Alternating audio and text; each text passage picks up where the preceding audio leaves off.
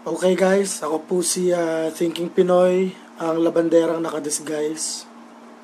Mapapansin niyo po, meron po ako mahiwagang headgear. Ito po ay gagamitin ko upang makaiwas sa mga kalaban. Pag ako po ay nasa mga lansangan at nakasuot po ito, hindi ako mapapansin ng Liberal Party. Anyway, ang topic natin for this Ask TP episode ay ang Robredo versus Marcos electoral protest. Tapos, and more Robredo. Ayan. Alright, so ganito yung siste. Si Robredo, wag muna natin pag-usapan yung Robredo versus Marcos. Mag-ano lang tayo muna. Yung mga chorba lang ni Leni Robredo ngayon. So, una, ito, kwento ko sa inyo. So, nabalit, yung mayanig, sorry, nakalimutan akong bumili ng tripod. Anyway, so sabi ni Robredo, ang Robredo nagmamaktol kasi daw hindi daw siya napagbigyan, hindi daw siya naimbita sa Miss Universe. Tawa naman ako kasi para putangin na si ate, lahat na lang inireklamo. Di ba alam naman natin na yung mismong dun sa GFDC email, nakalagay doon, nagkakampanya sila para labanan ang pagpapalabas ng Miss Universe dito.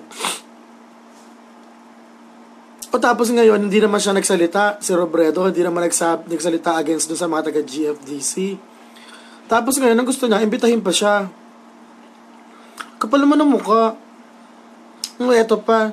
So parang sabi ko, kung maimbita ka dyan, magpasalamat ka. Kung di ka maimbita, huwag ka magtaka. Pakapalan lang ba mukha yung laban para sisiraan may kapitbahay mo? Tapos gusto mo pag birthday niya, attend ka pa din? Ay nako, ewan ko ano problema ni Leni. Sabog na sabog yata. Yung Robredo versus Marcos, mamaya pa po. Maghintay muna kayo dyan. Tapos, may nakakatawa pa siya. Pangalawa, sabi niya, Robredo, pinabasa ko kasi Philippine Daily Inquirer after 10 years na nagbasa uli ako ng Inquirer. So, nakalagay dito, January 27, 2017, Robredo, fight disinformation. Ang sabi niya, we should be instituting policies that will make sure that information that is available is genuine information. Millennials, for their part, should be very vigilant. Let us not believe anything fed to us without checking their veracity. Eto Ma'am Leni, papalamunin kita na sarili mong salita. Ang sabi mo, let us not believe anything fed to us without checking their veracity, di ba? Tama yun. Kaya po nung may na-publish po si Pete Silva na from OVP SOCMED, let's call Sandro Marcos stupid, let's call Bongbong Marcos a cocaine addict, let's say that Bongbong Marcos did not graduate from college, did not graduate from Oxford. Hindi po ako naniwala agad dun. Actually po, Madam Vice President, tinatanong ka namin. Ito, sabi nyo dito, let us not believe anything fed to us without checking their veracity. Paano i-check yung veracity ng emails ni Pete Silva? Kung tatanungin kayo, ang tanong ma'am, yung Lenny Leaks, January 5 pa nilabas ni SAS.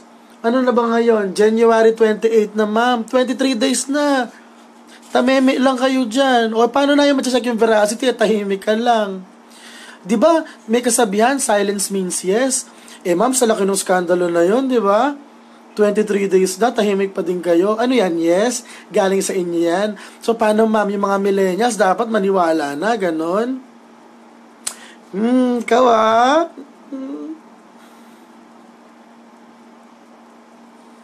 Alright, next. Ito pa pala, no, January 15, itong si Nico Dizon ng Inquirer. Feeling ko medyo may pagka-Aquino fangirl. Etong si Nico Dizon, noong January 15, 2017, naglabas ng balita ang sabi, Sa Inquirer po ito Robredo is vice ganda. Robredo is vice ganda in surprise visit to Tondo relocation site. So, ang Lola Lenny mo, pagka-uwi, photo op uli. O, sige, go, photo op. Basa ko ng article. Pak. Kaya po, Secretary Andanar, medyo nagkakamali ka sa akin. Hindi lang ako title ang binabasa ko. Binabasa ko yung buong article. Kasi, sir, mahilig akong tumawa. Ayun, good vibes. So, binasa ko yung article. Sabi daw, basahin ko sa inyo yung mga parts sabi ko sa inyo mga readers. In a Tondo community, Lenny Robredo is vice ganda.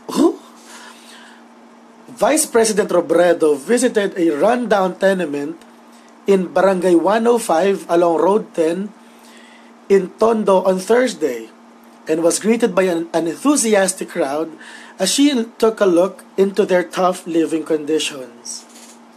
Ang ganda pala ni Vice! The Inquirer had heard some women exclaim while they took photos of Robredo with their camera phones as she went from room to room at the tenement and spoke with residents. So, dulo tayo So, nakita daw ni Robredo.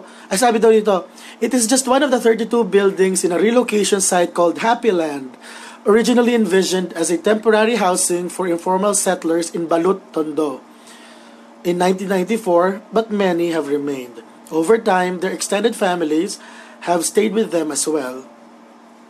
Children walked on the dirty and muddy ground barefoot, and the overpowering stench of garbage has become a part of their lives.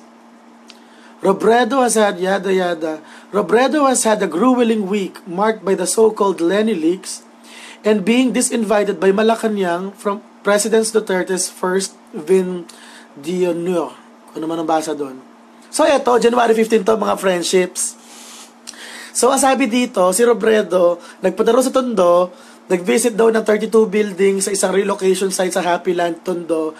Tapos daw, yung lugar daw, naglalakad ng nakapaa, sa putik-putik daw, at saka marumi na lupa, ang baho-baho daw ng lugar, ang may garbage, yada-yada.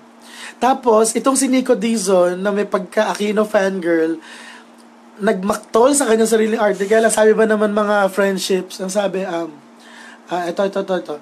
Nagkaroon daw si Robredo isang grueling week dahil daw sa Lenny leaks at saka hindi pag-imbita ni Duterte dun sa party sa Malacanang. Yung Inquirer writer may hinanakit. Ang tanong dito, si Chaiho Filenya ba may hinanakit din? Anyway, so sabi dito, ito may sinabi ito nakakatawa dali lang. Ito. January 15 po ito, tandaan nyo lahat, January 15. Every day, sabi ni Robredo tatagalogin ko na lang. Araw-araw, bumibili sila ng tubig. Tatanungin ko ang Maynila kung makakahanap sila ng permanenteng solusyon.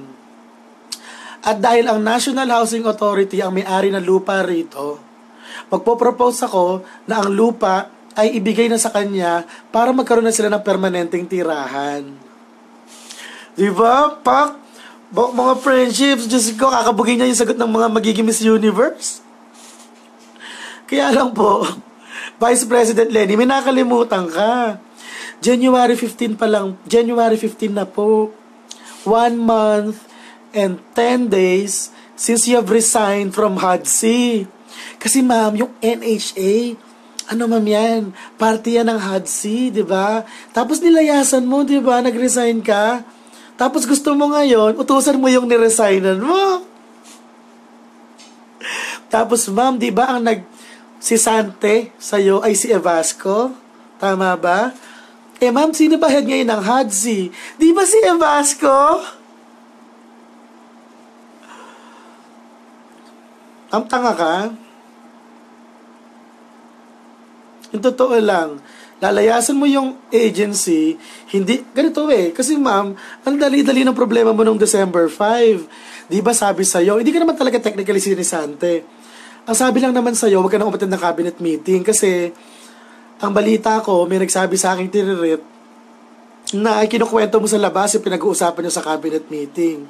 Ngayon, nung sinabi na huwag ka nang umattend, imbis na kausapin mo sila, tanungin mo kung bakit, Basko, ba't mo ako hindi na pinapupunta dito? Ba't di mo na ako pina-attend ng cabinet meeting? Imbis na magpakumbaba ka, umandar yung Liberal Party pride mo. Na feeling mo, angkin mo ang kalawakan. So, ang lola mo, press conference, siniraan ng presidente, ganyan-ganyan, o nilayasan mo yung Hadsi. 1 month later, magkapapictorial ka sa Tondo, tapos, kung umasta ka, akala mo, kontrolado mo pa rin yung Hadsi. Ate naman, parang bias ganda ka nga, komedyante. Tong inaraman mo. Meron pa dito, tinanong ni Robredo, yung isang bahay daw dun sa housing, tumingin siya dun sa taas. Tapos daw may butas. Tapos sinabi ni Robredo, what happens when it rains? What happens when it rains? Sabi ng mga residente, babasa sila. Abay malamang, butas nga yung...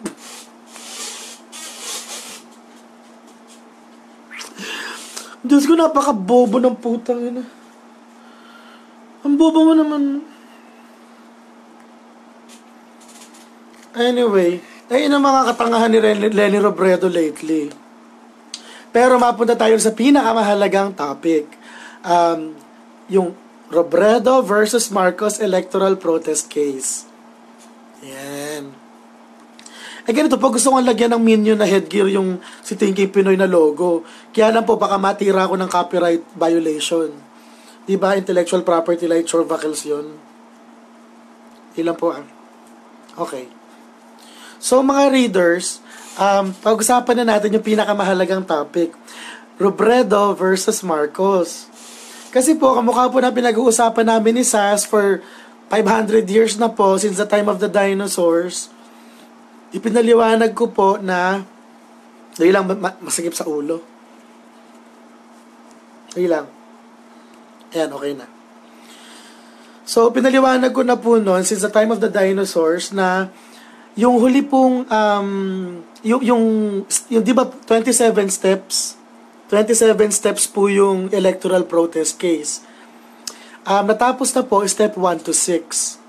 Nandun na po tayo sa step 7 noon pang mga mid-early September 2016. Doon po sa step 7 na yon, or basta yung gano'n yun, either step 6 or step 7, na inaasahan po ni Bongbong Marcos na magsiset ng date ang Supreme Court para sa preliminary hearing. Ang diferensya lang po, since September, walang sineset na date. January na po, matatapos na. So, September, October, November, December, marami ko kukawag ito tumingin. October, layo ko konti. October, November, December, January. 4 months. Walang ginawa ang Supreme Court. So, no January 27, just 2 days ago, kahapon lang pala. Oo nga, kahapon lang. Nag-request na nga ang kampo ni Bongbong Marcos na nag-set na ang Supreme Court ng preliminary hearing. Ewan ko kung ano na mangyayari. Lilinawin ko po, hindi po ko nasa interest ni Bongbong yung ginagawa ko ngayon, supporter na ako ni Bongbong. Mali po, anti-Marcos ako. Pero ako po ay pro-Filipino. Kasi po, meron akong mga kaibigan, sinabi ko, nadaya si Bongbong. Sabi ko, nadaya si Leni. Tapos, sabi ko, nandaya si Bongbong, nadaya si Bongbong, nandaya si Leni. Tapos sabi ko, kawawa naman ng mga bumoto kay Bongbong. Sabi ng mga friends ko, kung manalo si Bongbong sa electoral protest case, gusto mo bang maging vice-presidente si Bongbong? Sabi ko, hindi. Ayoko siya maging vice-presidente. Sabi ng friend ko, bakit ka nagsusulat ng tila pro-Bongbong na article? Kasi kako, ayoko siya maging presidente, pero ang taong bayan, gusto siyang maging, correction. Ayoko siyang maging vice-presidente, si Bongbong Marcos, pero ang taong bayan, gusto siyang maging vice-presidente. Di ba sa demokrasya, ang gusto ng nakararami ng botante, yun dapat ang nauupo. Hindi yung mga bigla lang nanalo like a thief in the night. So ngayon, ang sabi ko rito, Para saan pa na mag-eleksyon tayo kung ang mga may kapangyarihan ay pupwede lang isang tabi ang pasya ng mamamayan dahil nagkataong hindi nila gusto yung binoto ng taong bayan? Kasi mga friendships, kung ganun lang din na pag-alimbawa, tumakbo si Bongbong, nanalo siya, tapos dadayain din, tapos hindi rin makakaupo, ba't pa tayo magbobotohan? Huwag na tayong maglokohan. I-appoint na lang ang Vice President. Kasi hindi nyo pa bobotohin yung mga taong bayan, tapos pag ayaw nyo yung nanalo, tatanggalin nyo. Mga ate naman, ba't ba tayo naging demokrasya? Kayo naman, oh. Ang cute. Tangin ng liberal party yan. Demokrasya ba talaga yan? O demokrasya lang para sa mga taga-Ateneo at Lasal? Office na sa mga friendship po ng mga taga-Ateneo at Lasal. Hindi kayong lahat. Yun lang mga LP na Ateneo at Lasal. Diba? So, sinasabi ko dito, hindi ko matatanggap na maging vice presidente si Bongbong. Kaya lang, hindi ko matatanggap para sa sarili ko. Pero para sa bayan, matatanggap ko na vice presidente siya dahil siya gusto ng tao. Kung maging pagkakamali man ang maupo si Bongbong bilang vice presidente, hindi ko problema yun. Kasi dinyonan pa siya ng taong bayan, tas kamo, demokrasya tayo, di dapat demokratiko. Yun. So, ano ba to? Oo nga pala, sabi ko dun sa mga article ko nung May. Nung May pa lang kasi, may mga suspicion na ako na nagkaroon talaga ng dayaan. Kasi po mga readers, ganito ba, yung una, di ba yung simpleng enye controversy na cosmetic lang daw. Na cosmetic lang daw ang pagbabago. Tanungin ko nga kayo mga friendship, kasi ganito, bago sila nagpalit ng enye, lumilitaw, tanggalin ko nga itali, masakit sa leeg. Ayan. Ayan, long hair. Anyway, kasi mga friendships, nung Mayo, pinalitan nung nagbibilangan na pinalitan yung enye. Tapos bago siya palitan kasi, lumilitaw sa enye ay question mark. Ganon. Tapos, nung binalita, naging enye na. Kaya lang ang tanong ko, hindi ba po pwedeng linawin na lang sa na tumitingin na, oy, enye yan. Mamamatay ba tayo kung question mark na lumitaw sa Osmeña? Doon nga sa presidential candidates, mga friendship, sino ba may enye doon? Señeres lang. Si Roy Señeres. Tapos yung kandidato, patay na. Doon naman sa mga busy Lenny Robredo, walang enye. Alan Peter Cayetano, walang enye. Ferdinand Marcos, walang enye. Francis Escudero, Cheese, wala ring enye. Antonio Trillanes, wala ring enye. Gringo Honasan, Gregorio pa yun, diba? Wala ring enye. So, sa presidente, sa mga kandidato ng presidente, pati sa kandidato ng vice presidente, isa lang ang may enye, si Roy Señeres lang, at patay pa. Ba't kayo nagmamadali na, ba't kayo kating-kating palitan? Dahil nga, there's something funny. Dahil, nun pong na-discover ko, the day after, na yung ginagamit nilang technology para sa hashcode, yung security technology nila, ay obsolete na po pala. Yung hindi na ginagamit since matagal na. Kasi bumagsak na yung code, naging obsolete na yung code noong 1996. Since then, napalitan na siya ng dalawang teknolohiya. So, parang ang tawag doon ay MD5. So, una, MD5, tapos napalitan na nga, di ba? Tapos naging SHA-128. Tapos yung SHA-128, naging naging obsolete din. So, pinalitan na ng SHA-256. So, isabihin po, ito yung ginagamit ng COMELEC, napalitan na siya ng 2 beses. Ang ginagamit po ngayon sa US elections ay SHA-256. So, ang tanong, baka naman meron diyang mga ungas na magsasabi na, ay, Baka naman kasi mahal yung bagong teknolohiya at tayo mahirap na bansa lamang. Kaya lang po, ang problema, open source po yung technology na yun. Freeware, yung walang copyright. It's just a matter of plugging it into the system. Pero despite the technology, the more advanced, the more secure technology being free, pinili pa rin nila yung luma. Bakit kaya? Bakit kaya nila pinili yung luma? Yung madaling dayain, bakit kaya? Yun ang sinasabi ko. So ngayon, ito yung pinaka nakakatawa sa lahat. Yung Silent No More na Facebook page nagpakalat na nagpakalat na kesyo magkakaroon daw ng desisyon ng Supreme Court about the BBM electoral protest case nung January 10. Alright, January 10. Tapos, nung tumaan at lumipas ang January 10, ang sabi ng Silent No More, di ba wala naman nga no? Sabi ng Silent No More, yun daw hinanaing ng taong bayan ang dahilan ko ba't hindi daw nagdesisyon ng Supreme Court. Tapos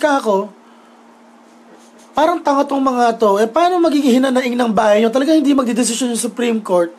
Kasi wala namang hearing. Paano ako maglalabas ng desisyon? Wala naman akong pagbabasihan ng desisyon. Ayan nga, babasahin ko sa inyo, ha? Manila Standard, January 27, 2017. Babasahin ko lang yung title. PET asked to set poll protest versus Robredo for conference. So mga friendship, hindi pa nga ito hearing, preliminary conference pa lang. At hinihingi pa nila na i-schedule yun. At kailan hiniling? Kagahapon lang. January 27. So ano yung sinasabi ng Silent No More na yan?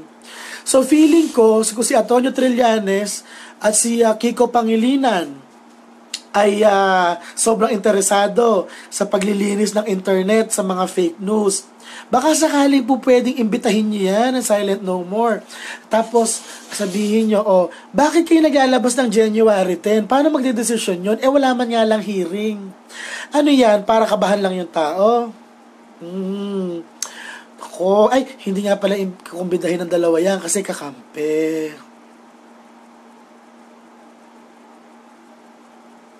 Alright, so eto na.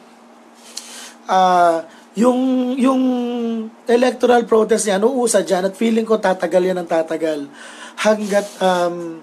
Hanggat nasa control pa rin ng Supreme Court, nasa control pa rin ni Chief Justice Lourdes Sereno yung Supreme Court.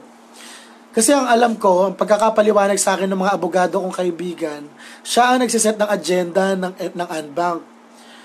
Medyo relatively rare lang yung kukupalin siya ng mga kasama niya para sabihin, hoy, huwag kang pabida dyan, kami So, ang dumarating dito daw, si Justice Sereno ang nagmamando, kaya sobrang delayed ng 4 months.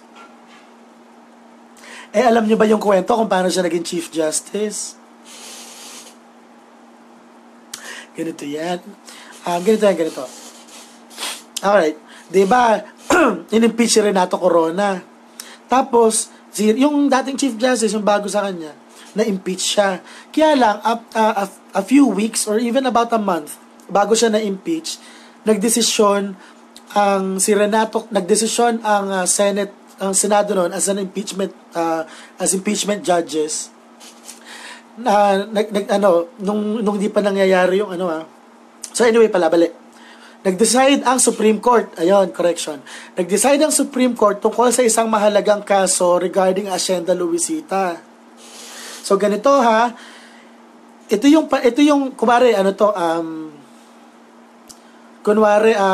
timeline. So kunwari, Mayo natanggal si Corona. Bandang April, matagal nang ina-anticipate ng Liberal Party na magde-decide ang Supreme Court tungkol sa isang Hacienda Luisita case. Ngayon ang nangyari dito, yung Hacienda Luisita case ay ina-anticipate na negative, na adverse, at ito'y laban sa Liberal Party. At laban sa mga Cojuangco Aquino in particular.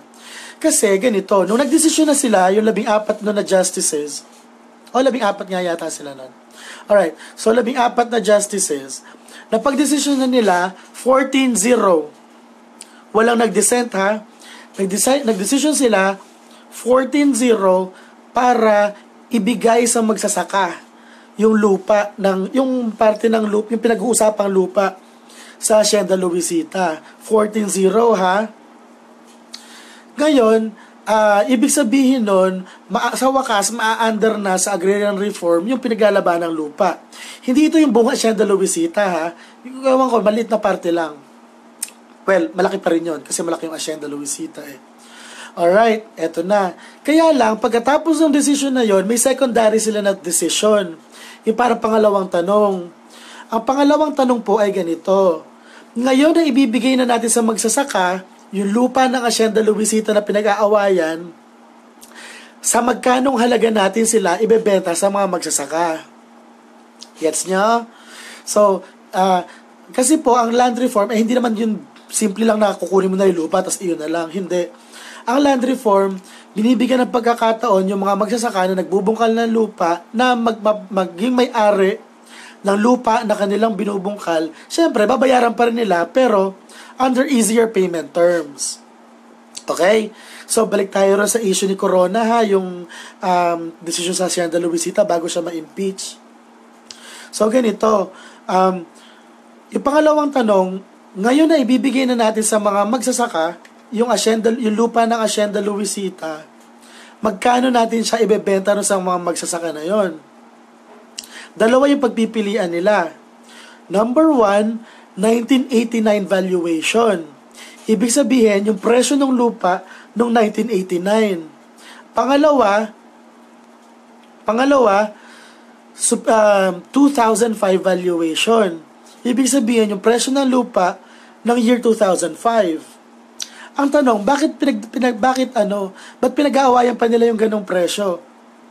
Kasi po, 1989 pa dapat in-agrarian reform yung lupa.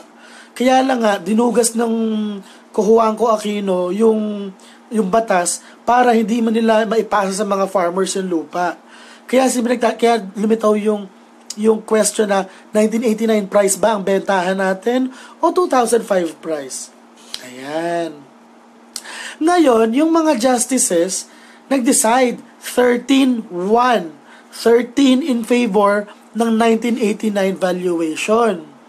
Ibig sabihin po nun, pag binigay na natin sa mga magsasaka, yung decision po ng Hacienda Luisita na 2012 ha, nirelease year 2012. Sinabi ng mga 13 justices na pag pinamigay yung lupa sa mga magsasaka, 1989 yung presyo. Alright, 1989. Ibig sabihin po nun, halos barya na lang kasi 2012 babayaran eh. Ang tanong, bakit? Kasi po, sinabi, ang paliwanag, ang pagkakaintindi ko ha, kasi, 1989 nung pa nga dapat ibinigay yan sa mga magsasakay eh. Hindi naman pala sa'yo yung lupa simula 1989. Bakit mo pa iinteresan? Bakit mo papatungan ng interest hindi sa'yo yung lupa? Gets nyo? Exactly. So, ibig sabihin po, tagilid na tagilid ang Juan Co Aquino. Kasi 13 justices at isa lang ang humindi doon na ibebenta yung pinag-aawayang parte ng Hacienda Luisita at ibibigay sa mga magsasaka ng sobrang mura. Ngayon, di ba sinabi ko, yung unang desisyon, yung primary question, 14-0 ang botohan. Yung secondary question, sa yung magkano, 13-1. Sino yung isang kumontra? Walaan nyo, dali, bibigyan ko yung time. Walaan ninyo. Sino yung kumontra? Sino yung nagpumilit na 2005 na valuation, yung benta ng Hacienda Luisita? Sino yung nagpumilit? Walaan nyo. Sorry, misin niya ako Yossi.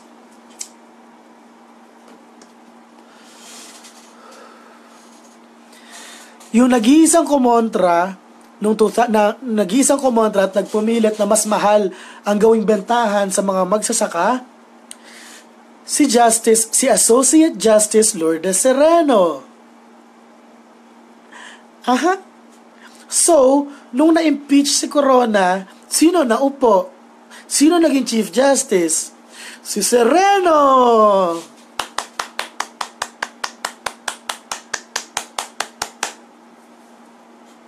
Galing na? Tapos, ang nakakatawa dito, di ba nung panahon na yun, galit na galit tayo kay Corona? Actually, ako nga, galit na galit ako kay Corona kasi hindi ko naman naiintindihan yung batas nun eh. Kaya lang, naisip ko, putang ina, puro kadugasan lang yung ginawa rin sa impeachment trial. Meron ba namang ebidensya na acceptable na napulot lang sa garahe? Meron pang small lady? No, ngayon na hindi na ako kasing passionate doon sa Corona trial, nagi ako mas able na i-analyze siya more objectively. I think Corona is not exactly the best person there is. Pero I think generally, he was not as bad as we think he was. Kasi nilabanan niya yung Hacienda Luisita eh.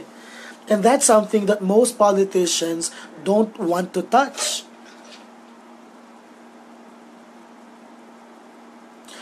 So, mabalik tayo rin sa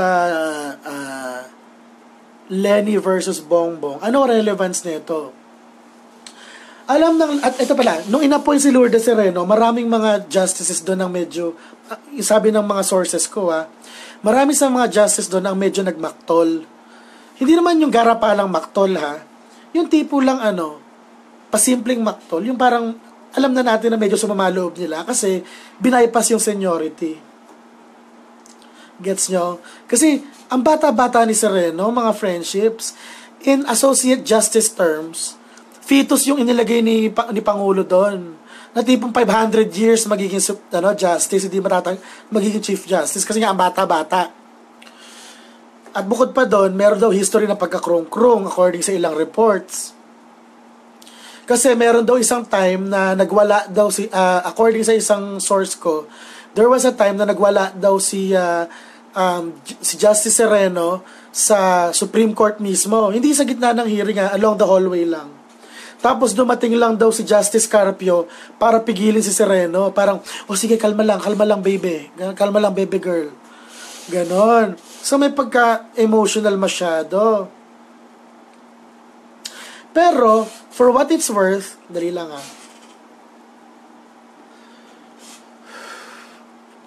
masama pong magyosi. Huwag niyo po akong gayahin. Masama po akong ehemplo. Alright. So, alam na natin na malaki problema ni Sereno at kailan lang sinensure siya ng mga peers niya, ng mga ibang mga associate justices tungkol sa sistema na inadopt niya para sa mga JBC appointments.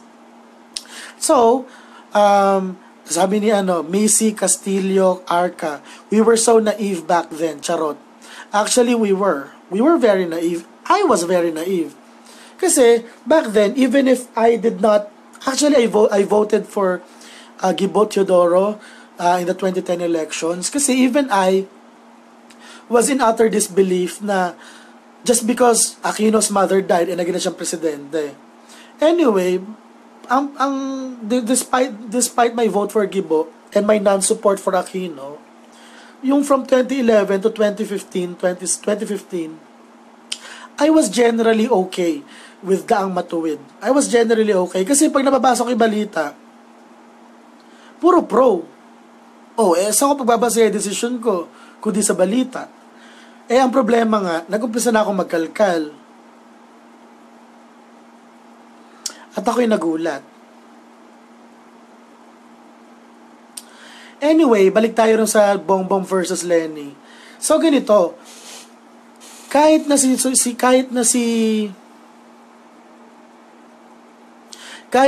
ay naku, ang dami ninyong mga huwag nyo akong turuan ng life lessons. Pag kayo na nagbabayad ng kuryente ko, sige. Anyway, kahit na Chief Justice Lourdes Sereno, we can look forward to a major erosion of her powers. Kasi mga readers, from now until 2019, 10 Supreme Court Justices ang i-appoint ni Digong gradually. Noong December, 2 na. 2 na ang in-appoint niya. 2 na ang nag-retire. Kasi ang problema po sa mga justices, mga friends, pag nag-70 years old sila, automatic kailangan nila mag-retire. Mandatory retirement yon. So, nadalawa po yung nag-70 noong December 2016. So, dalawa na i-appoint ni Digong. Bukod po doon sa dalawa na yun, may 8 pa na magre-retire mula ngayon hanggang around October or November 2019. So, by around November 2019, makakaasa po tayo na 10 out of the 15 justices ay appointed ni Duterte. At hopefully, yung mga walang psychiatric issues.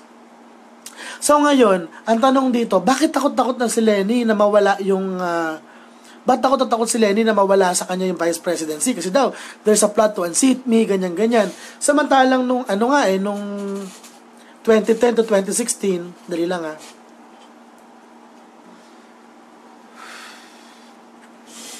Nung 2010 to 2016, di ba nga nag-electoral protest si Mar Rojas? Tapos umabot ng 6 years, laban kay Bina yun sa vice presidency. So umabot ng 6 years, hindi naman pinagdesisyonan ng korte. Tapos, nung nawala na nung bumaba na sila Binay, sinat na lang siya as moot and academic. Kasi nga, ano pa yung point na pagdesisyonan? Pareho nang wala sa office, di ba? So in theory, dapat si Leni Robredo should take solace in that fact na si Mar Rojas nga, siya na nga powerful, hindi pa siya nanalo sa protest case di ba?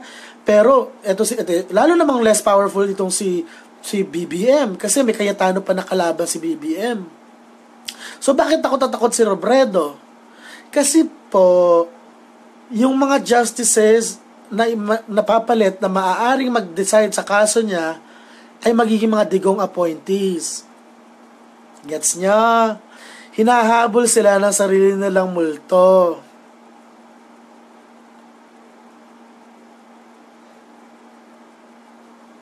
Alright. Sabi ni Bless Bantolo, TP, ano ang favorite mong book? Sophie's World po ni Jostein Gaarder. Ang ganda daw, Sophie's World. Promise, basahin ninyo. Ay, ako. Sabi ni Alonzo Mendez, paano mapapalitan si Sereno kapag majority ay digong appointees? Actually po, hindi kailangan palitan si Sereno. The fact na 10 out of 15 justices by 2019 digong appointees, wala nang ngipin si Sereno. Kasi po, unlike po sa executive, ang Chief Justice po ay mainly ceremonial na position. I mean, ibig sabihin ko po din ay may term din parang primus inter pares, first among peers. So, pag nagbotohan sila sa isang decision sa isang kaso, tabla-tabla lang yung boto nila. Nag-set lang tayo ng Chief Justice para may masabi lang na may point of contact, ganon. Pero, pag 10 out of 15 na hindi mo kasundo, malaki problema mo kay Chief Justice ka. Hindi mo kaya sagasaan yung 10. Kasi, 10 is greater than 1. Tsaka, di ba, 15 lang sila maximum, 10 is greater than 5. Malaki problema ni Sereno, promise. And actually, it's in her political interest. I'm not saying that she actually wants it, pero it's in her political interest, it's in her political interest to kick Digong out of Malacanang as soon as possible. Kasi if Digong stays kahit hanggang 2020 lang, miserable siya sa magiging miserable si Sereno sa remainder ng kanyang Supreme Court life.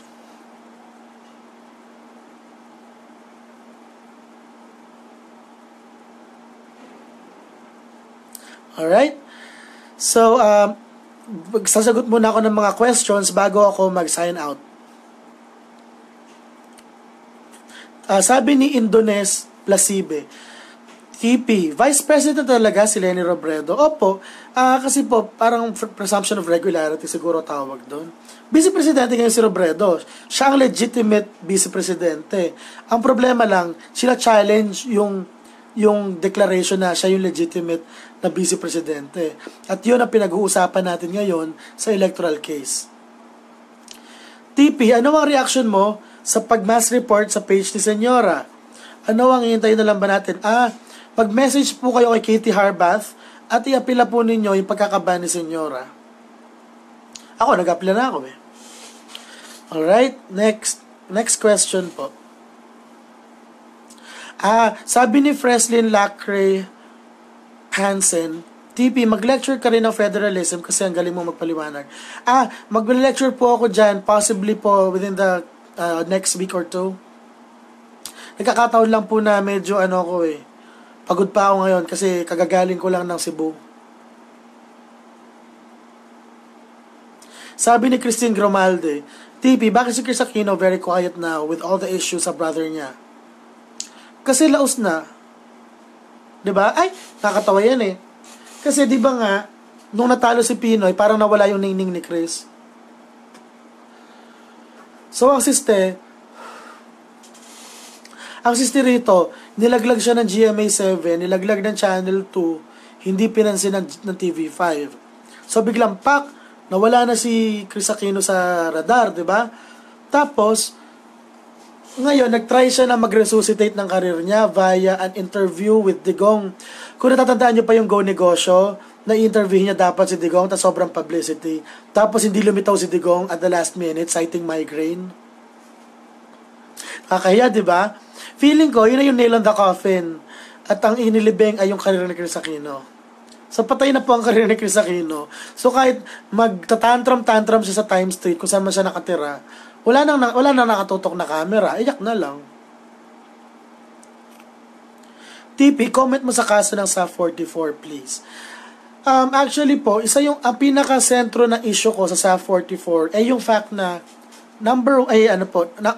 sabihin ko yung mga problema. Number 1, pinadala natin yung Special Action Forces kahit na ang training nila ay para sa urban warfare, hindi jungle warfare. Pag jungle, napadala mo siguro Marines o Army o Rangers. Pero hindi SAF. Kasi ang SAF, sanay sila makapaglabanan sa semento. May semento ba sa Mamasapa, no? Nakakaloka. So, yung palang, na yun? Strategical error na yun para sa Pangulo at sa kanyang national security team. Pangalawa, yung nung na-overwhelm na ang SAF, nung na-overwhelm na ang SAF, parang ang balita ko, para mga 4-5 a.m. basta madaling araw yon, it took Aquino 13 hours to decide na magpadala ng backup. 13 hours. Mga sundalo lang yun na wala naman dalang heavy equipment, walang dalang sasakyan. 44. Mga kahit si He-Man pa, kahit si Hercules pa yung nagdala kahit si Hercules pa lahat ng 44 na yon, limitado lang yung bala nila. Diyos ko, pag isang tao ka lang, 5 oras pa lang, ubos na bala mo. 13 oras ka ba naman, 13 oras ka ba naman hayaan na nakatanga lang doon, hinihintay mo yung reinforcements? So bakit? Bakit hindi tinawag? Ba't hindi pinadala yung Army, yung Air Force? Kasi kailan lang may nagmaktol na Air Force General retired yata si Poking, parang Pokin yung pangalan. Nakalimutan ko yung apelido. Pozkin, something. Basta daw yung magaling na retired Air Force General. Sinabi, ba't hindi nyo kami ba't hindi nyo kami pinag-back up doon sa SAF-44? Hinayaan nyo lang mamatay. Bakit? Dahilan? Massive incompetence. Or, merong angulo na ganito. Kasi, number 1, yun yung panahon na, di ba ang kasama niya nagdidesisyon si Purisima, kasama ni Pinoy? Ang tanong, bakit nagdidesisyon si Purisima? suspendido nga. Kung nagdidesisyon ka pa rin habang nagsuspendido ka, ba't ka pa sinuspende? Di ba, may mali na naman? I know. So, ang sister rito, nagpakamatay sila in all, yung SAF-44, at ang nakuha lang nila daliri ni Marwan. Ang tanong, bakit ganun kahalaga yung daliri ni Marwan? Kasi pala, panahon po na yon, merong reward para sa makakadali kay Marwan. $8 million yata, parang ganon. Ang tanong, kaya ba pinadala ni Purisima yung SAF kasi yun yung mga bata na kontrolado niya? At ibig sabihin, kaya niya ba pinadala yung sarili niyang bata para siya yung may control nung $8 million na bounty? Pera-pera, di ba? Nakakaloko. So, ayan. Ito, last 2 questions. Kasi, hindi pa po ako naghahaponan. Alas 8 na. Ayoko pong magutom. Alright. 5 million, sabi ni Richel. O kung 1 million man yan, basta maraming pera. O, $5 million. O, ayun, 5 million. Maraming pera pa din yun. Kasi pag 5 million yun, edi, kung 49 pesos ang dollar, edi, more or less, ano yun? 245 million pesos. Diba? Yung 245 million pesos, 1/4 na yun ng pangkampanya ng presidente. I know. Alright? TP, ano masasabi mo sa Altar of Secrets? Hindi ko pa siya nare-read in full, so ayoko mag-comment. Oo nga, 5 million nga ang kukulit nyo. Sige, $5 billion. O sige, para maging masaya kayo, 4 million na lang. Basta maraming pera. Diyos ko. Sa mga mahihirap na tulad natin, kahit ano na mas malaki sa 50 million, mahirap nang imaginein. Kaya basta marami yun, maraming pera, ganun. Alright. Sabi ni Rick Taban, Bugok, lehitimong plano yun, gago. Tsaka sinumpaan nila ang mamatay para sa bayan, gago. Uy, laki ng galit sa buhay. Alright, alam mo kasi, gago, paano naging lehitimo yun? Hindi naman sila tinrain para magpunta doon. Ang mga SAF, nakatrain para sa urban warfare, in urban environments. O paano naging lehitimo yung urban ng training? Dadalhin mo sa gubat, putik-putik? Gago, makakontra ka lang. Next. Sabi ni Richard Camarinta D, ano yung nasa ulo mo? Utak po, utak. Next. Sabi ni Job Kasayura, nakuha na po ba yung bounty? Wala po akong impormasyon kung nakuha yung bounty o hindi. Right, next question. Last 2 questions na, ayoko na ha.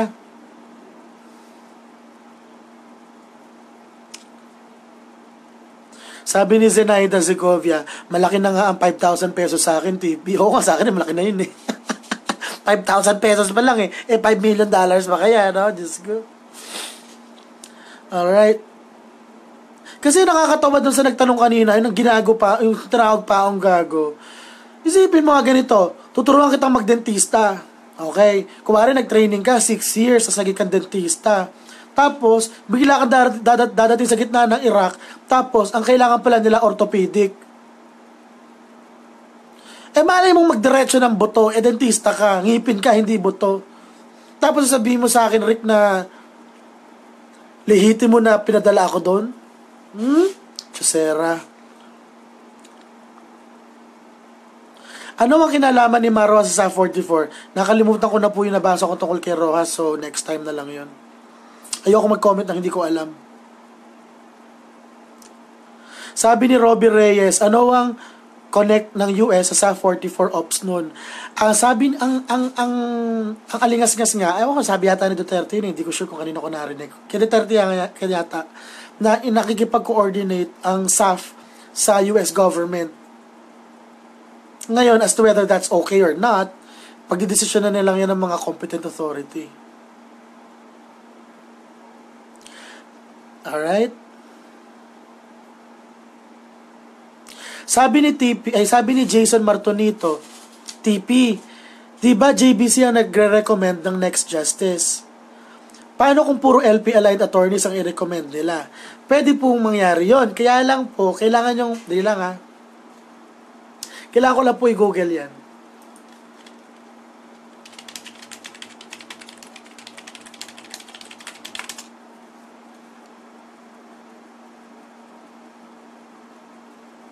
Alright. Totoo po yun. Kaya lang po, ang pagkakaintindi ko dyan, kailangan ko pa po itong itanong kay sa mga attorney ko na friends. Pero ang pagkakaintindi ko po dyan ay pwede niyang quote-unquote de facto veto. So parang bibigyan mo ako ng listahan ng mga justice. Ay wala akong gusto sa kanila. Mag-hearing uli kayo. Ganon. Sabi ni Yataki, ano ang masasabi mo sa biglang pagpayat ni Pinoy? Pwede kinakabahan. Ikaw ba naman yung Diyos ko? Ikaw ba naman yung ma-threaten na makulong? So anyway, ginugol ko kasi rito, how new associate justices are selected. Lagyan natin ng Philippines. Kasi lumitaw dito, United States eh. Okay, tingnan ko bigyan nyo lang ako ng mga a few seconds. Basahin ko under the 1987 Constitution, yada yada,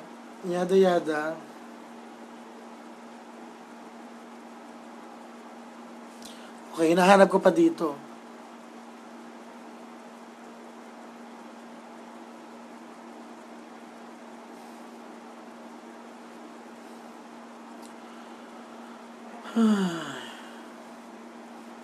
Kasi ayun, Judicial and Bar Council, ayan.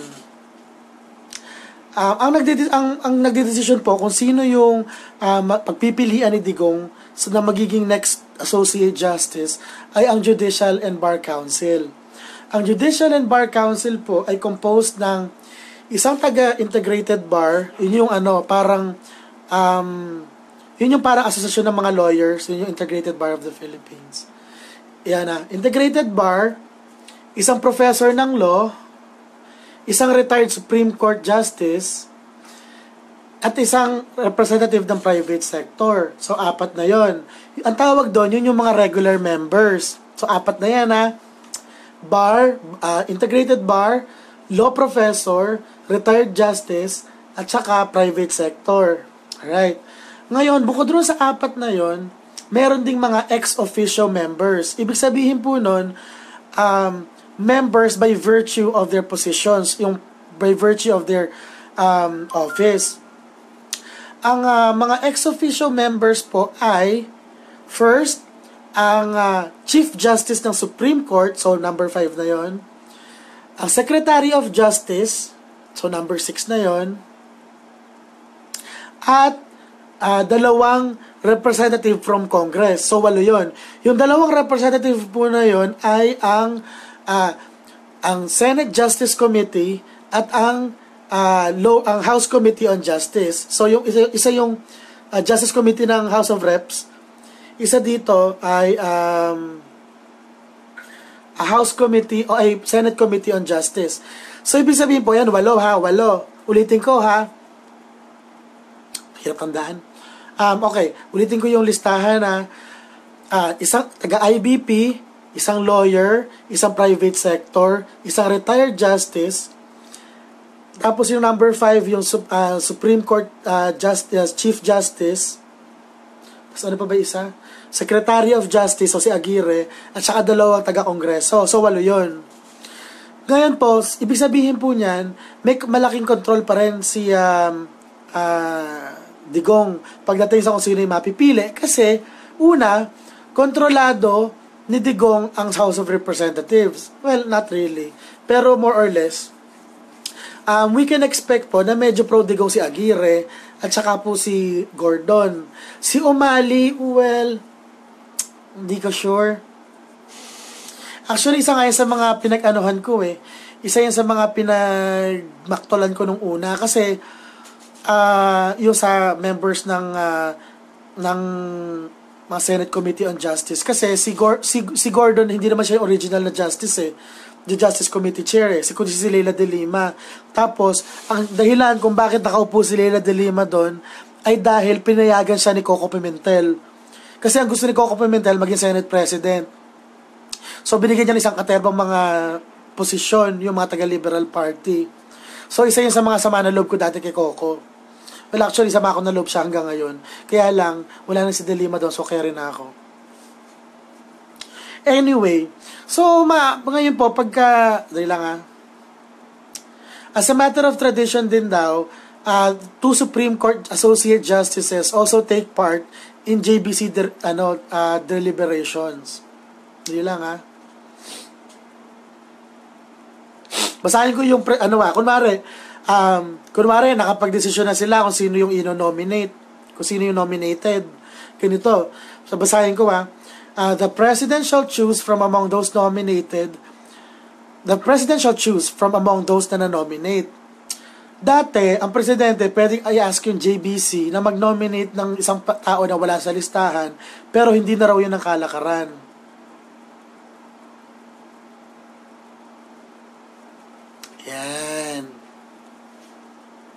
Dali lang check ko lang. President veto JBC list.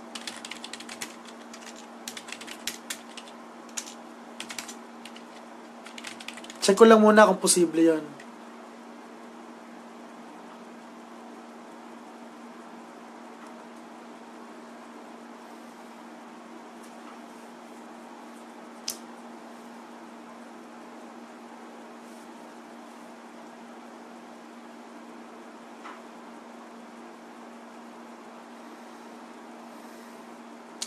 Ayun.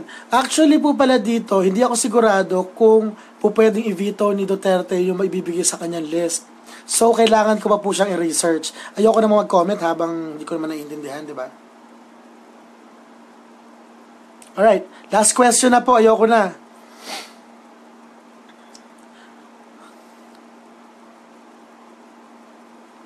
TP, dapat invite sa Senate ang Silent No More para sabi ni Julius Faustino, para makastigo at hindi na makapaglabas ng fake news. Actually, nakakatawa yan. Ayusin ko lang, mainit na eh. Actually, nakakatawa yan kasi ayan, nagulo na. Ayan.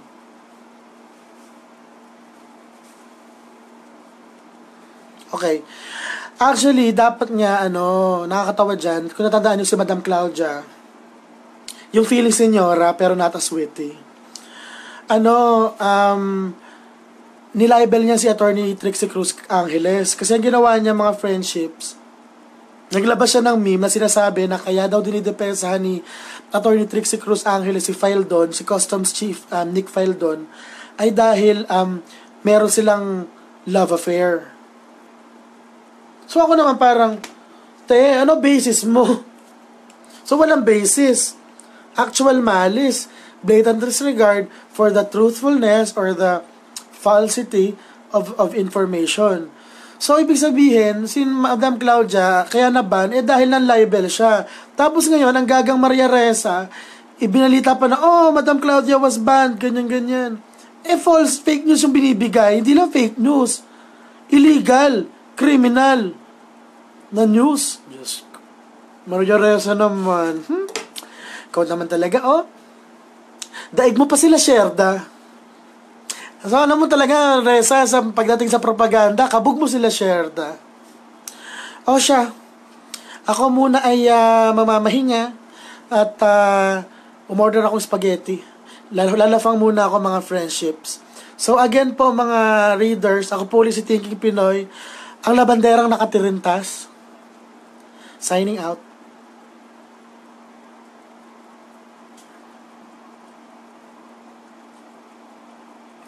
Tayo mag-end. Hindi ko mapindot yung finish kasi yumayanig yung holder. Yan, game na. Bye-bye.